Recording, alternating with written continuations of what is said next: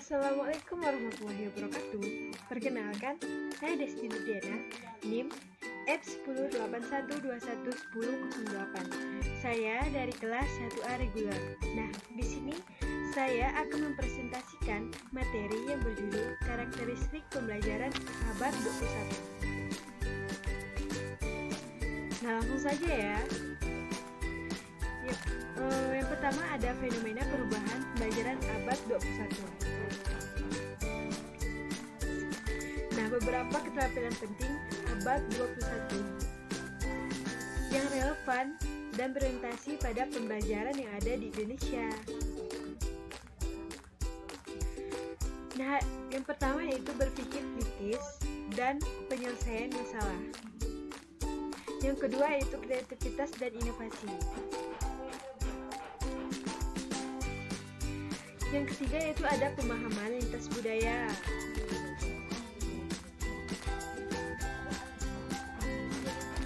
Yang keempat itu komunikasi, literasi, informasi, dan media. Nah, yang kelima yaitu komputer dan literasi, teknologi, informasi, dan komunikasi. Nah, yang keenam ada karir dan kehidupan. Nah, apa sih karakteristik peserta didik di abad 21? Langsung saja ya, di Indonesia, generasi Z bisa dikategorikan mereka yang lahir sekitar tahun 1995. Nah, setelah layanan internet pertama oleh Indonet di Indonesia tersedia pada tahun 1994. Nah, apa sih karakteristik generasi Z? Yaitu 1. Generasi Z menyukai kebebasan dalam belajar, yaitu mulai dari mendiagnosa kebutuhan belajar, menentukan tujuan belajar, mekanisme belajar, memilih dan mengevaluasi strategi belajar sendiri. Nah, yang kedua, generasi Z suka mempelajari hal-hal yang baru, yang praktis, sehingga mudah beralih fokus belajarnya, meskipun memiliki kecukupan waktu untuk mempelajarinya.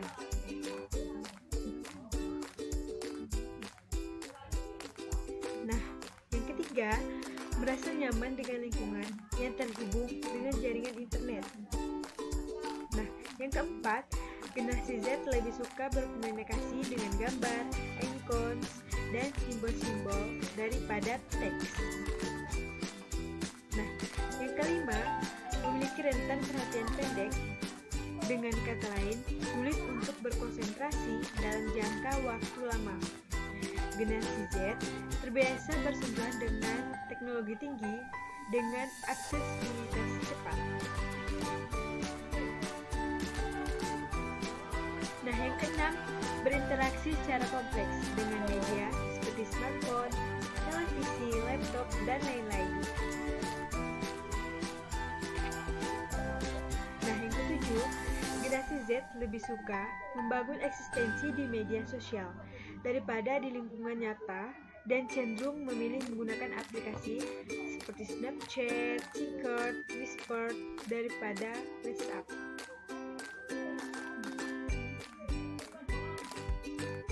Apa sih peran guru dalam pembelajaran abad 21 ini? Nah, peran guru dalam pembelajaran abad 21. Di sini guru harus dapat melakukan beberapa hal sederhana yang dapat membangun iklim positif bagi generasi Z, yaitu seperti yang pertama, guru perlu meyakinkan bahwa generasi Z memiliki potensi kreatif yang dapat menghasilkan gagasan, kesempatan, berkreasi. Peserta didik perlu diberi kepercayaan dalam melacak, menemukan, mengelola, menerapkan, menganalisis, mensintesis, mengevaluasi, dan menciptakan suatu dengan memanfaatkan beragam perangkat dan sumber yang dimiliki. Nah, adapun yang kedua, peserta didik perlu diberi kesempatan berkreasi, menjadi produsen pengetahuan dan berbagai pengetahuan melalui beragam media sosial. Nah, yang ketiga, kurangi kebiasaan berdiri di depan kelas dan tengah-tengah kelas sebagai satu pusat perhatian. Selanjutnya, adapun model-model pembelajaran pada abad 21. yaitu antara lain yang pertama, discovery learning, yaitu belajar melalui penelusuran, penelitian, penemuan, dan pembuktian. Nah, yang kedua, pembelajaran berbasis proyek, di mana proyek memiliki target tertentu dalam bentuk produk, dan peserta didik merencanakan cara untuk mencapai target dengan dipandu oleh pertanyaan yang menantang. Nah, yang ketiga, pembelajaran berbasis masalah dan penyelidikan, yaitu belajar berdasarkan masalah dengan solusi open-ended melalui penelusuran dan penyelidikan, sehingga dapat ditemukannya banyak solusi masalah. Nah, yang keempat, belajar berdasarkan pengalaman sendiri. SDL merupakan proses di mana inisiatif belajar dengan atau tanpa bantuan pihak lain dilakukan oleh peserta didik sendiri, mulai dari mendiagnosis kebutuhan belajar sendiri, merumuskan tujuan, mengidentifikasi sumber, memilih dan menjalankan strategi belajar, dan mengevaluasi belajarnya sendiri. Nah, yang kelima, pembelajaran konseptual atau melakukan, yaitu guru mengaitkan materi yang dipelajari dengan situasi dunia nyata peserta didik, sehingga memungkinkan peserta didik menangkap makna dari yang dipelajarinya, mengaitkan pengetahuan baru dengan pengetahuan dan pengalaman yang sudah dimiliki. Nah, adapun yang keenam, bermain peran dan simulasi. Nah, peserta didik bisa diajak bermain peran dan menirukan adegan, gerak atau model, pola atau prosedur tertentu. Nah, yang ketujuh, pembelajaran kooperatif merupakan bentuk pembelajaran berdasarkan paham konstruktivistik. Yang kedelapan, pembelajaran kolaboratif merupakan belajar dalam tim dengan tugas yang berbeda untuk mencapai tujuan bersama. Nah, yang kesembilan, diskusi kelompok kecil. Diskusi kelompok kecil diorientasikan untuk berbagai pengetahuan, pengalaman, serta untuk melatih komunikasi kelompok kecil tersebut. Adapun tujuannya yaitu agar peserta didik memiliki keterampilan untuk memecahkan suatu masalah terkait materi pokok dan persoalan yang dihadapi dalam kehidupan sehari-hari. Nah, selanjutnya, apa sih peran strategis guru dalam peserta didik dalam mencari ilmu ini? Nah, dengan adanya teknologi ini, peran guru dalam proses pembelajaran semakin sangat luas. Tidak lagi dikatakan sebagai intermediary, karena di mana peserta didik sudah dapat secara langsung mengakses sumber-sumber pengetahuan yang ada, dan kemudian bagaimana dia bisa mendistribusikannya oleh guru atau dosen di dalam kelas. Nah, sehingga fungsi ini guru berperan sebagai fasilitator, bukan sebagai pengajar. Nah, bahkan lebih ekstrim lagi, kita tidak dapat menyangkal bahwa dalam sejumlah konteks, komunikasi antara guru dan siswa ini dalam menuntut ilmu diperlukan adanya interaksi yang dimana keduanya saling terkoneksi, saling terhubung dengan berbagai informasi yang tersedia. Nah, berikutnya adalah metode pembelajaran yang kreatif harus berpegang pada prinsip bahwa setiap individu unik-unik dan memiliki talenta masing-masing. Nah, baik juga metode pembelajaran pun harus juga memperhatikan beragaman karakteristik gaya belajar siswa itu sendiri. Nah, oleh karena itu, mode pelajaran yang ditekankan dalam proses pembelajaran abad 21 ini memiliki ciri khas dan keberagaman yang perlu dikembangkan melalui pembelajaran yang aktif, kreatif, dan menarik.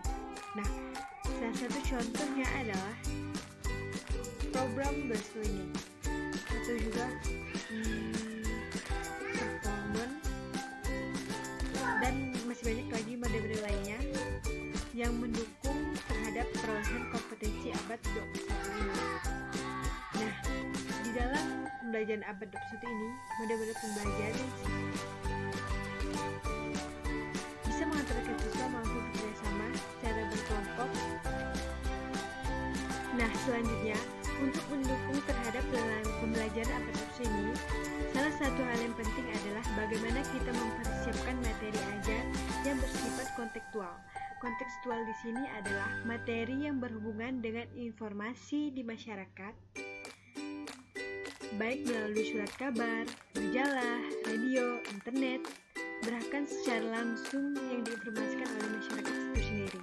Nah, hal ini tentu akan mendukung terhadap peningkatan kognitif siswa, kemudian akan mendukung sikap peserta didik bagaimana dia memiliki keterampilan yang dibutuhkan di masyarakat. Nah, hal ini akan menjadi sangat bermakna bagi peserta didik dengan memiliki kompetensi yang dihubungkan dengan pengalaman-pengalaman yang dimilikinya. Nah, berikutnya adalah yang bisa mendukung terhadap peningkatan kompetensi abad 21 ini adalah struktur kurikulum mandiri yang berbasis individu. Hal ini didasarkan bahwa setiap individu biasanya berusaha untuk mengembangkan potensi diri berdasarkan bakat dan talenta yang dimilikinya, yang didorong dengan cita-cita atau target yang ingin dicapai di masa yang akan datang.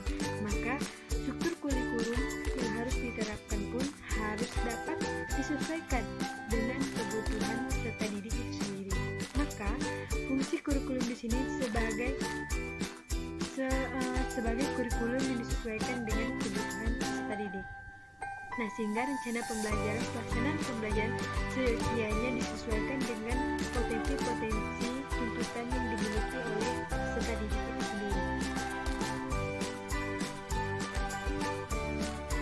Mungkin sekian yang dapat saya sampaikan, kurang dan lebihnya saya mohon maaf. Akhir kata saya ucapkan Wassalamualaikum warahmatullahi wabarakatuh.